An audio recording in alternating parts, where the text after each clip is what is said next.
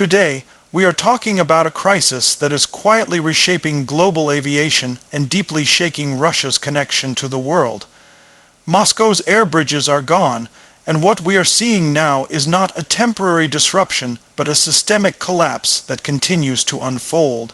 For decades, Russian aviation relied on open skies, Western-built aircraft, global leasing systems, and international maintenance networks. That entire structure has now been ripped apart, almost overnight.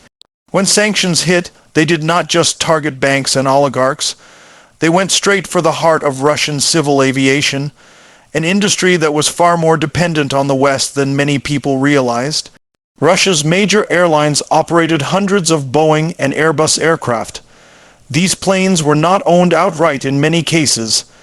They were leased from international companies based in Ireland and other aviation hubs.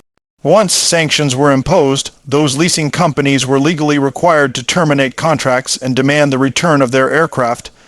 That single move triggered chaos across Russian airfields. Suddenly, hundreds of aircraft could no longer legally fly international routes.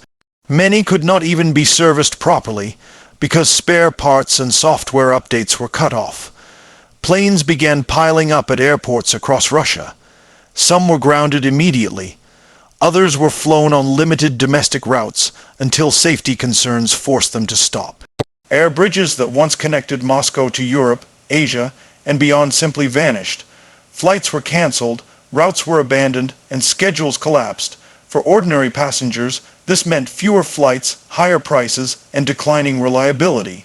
For the aviation industry, it meant something far worse: isolation. Aircraft are not just machines you can run forever. They require constant maintenance, certified parts, and strict adherence to international safety standards. Without access to Boeing and Airbus support systems, Russian airlines were forced to improvise.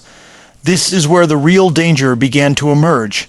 Some airlines reportedly started dismantling grounded aircraft to harvest parts. This process, often referred to as cannibalization, keeps some planes flying at the expense of others. While this may work in the short term, it dramatically increases long-term risk. Every removed part is one less component available in the system. Maintenance records become harder to verify. Software updates fall behind. Safety margins shrink quietly, flight by flight. International aviation authorities took notice. Russian airlines were effectively cut off from global certification and oversight frameworks. That meant even if a Russian aircraft could technically fly abroad, many countries would not allow it to land. This created a closed loop. Russian planes could fly within Russia, but had almost nowhere else to go. Moscow, once a major global transit hub, lost its status almost instantly. Airports that used to buzz with international travelers grew quieter. Shops closed. Staff were laid off. Entire sections of terminals were left unused. Behind the scenes, the financial damage kept growing. Airlines lost revenue from international routes, which are usually the most profitable. Insurance costs skyrocketed.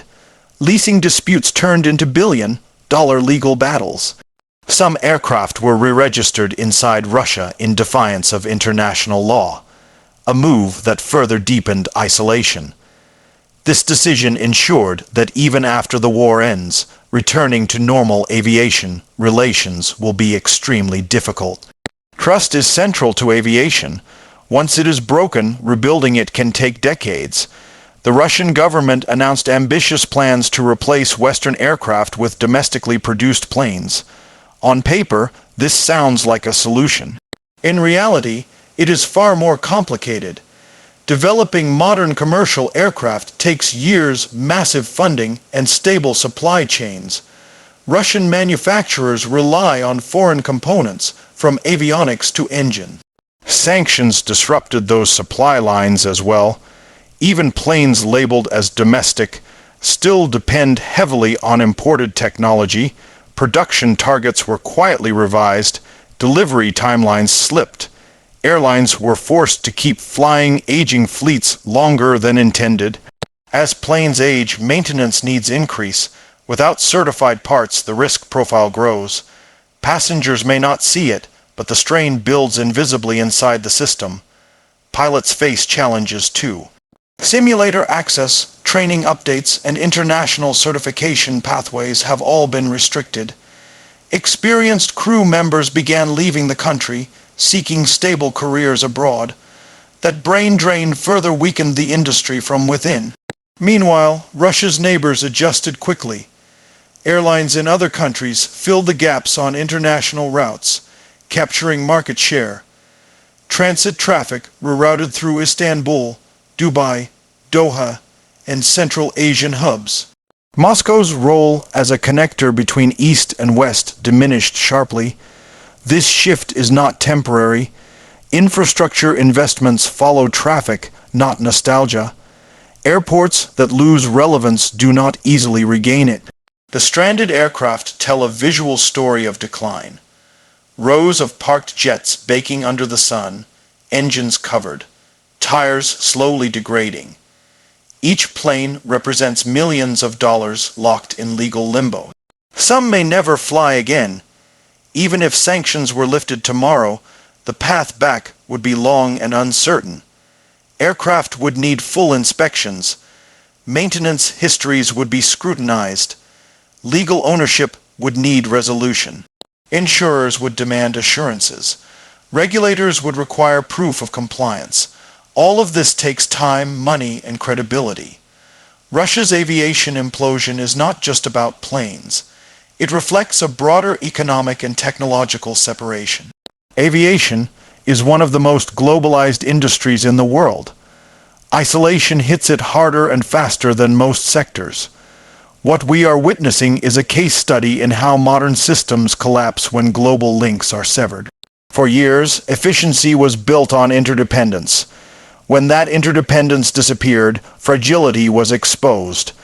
Russian officials continue to project confidence, but the numbers tell a different story. Passenger volumes are down. International destinations are sharply reduced. Safety concerns are quietly discussed but rarely addressed openly. Air bridges are more than routes. They are symbols of openness, exchange, and movement. When they disappear, countries turn inward whether they intend to or not. For travelers, this means fewer choices and longer journeys. For businesses, it means higher costs and logistical headaches. For the country as a whole, it means shrinking influence in a world that still moves by air. The stranded planes are not just metal. They are frozen connections to a world that has moved on. Each grounded aircraft marks a broken link in a global network. As months turn into years, temporary fixes become permanent realities. Aviation does not forgive neglect. Systems either meet standards or they fail. Russia's challenge now is not just to keep planes flying, but to restore trust, safety, and integration. That task grows harder with every passing day of isolation. The collapse of Moscow's air bridges is not loud or explosive. It is slow, technical, and deeply consequential, and that makes it even more dangerous. Because by the time the full impact is visible, rebuilding may already be out of reach. The skies over Russia may still be busy domestically, but the world beyond is increasingly distant. Aviation, once a symbol of modern Russia's global reach, has become a reminder of its growing separation. Hundreds of planes sit stranded, and with them an entire era of connectivity. That is the real story behind the headlines, not just grounded aircraft, but a grounded future for Russian aviation as we once knew it.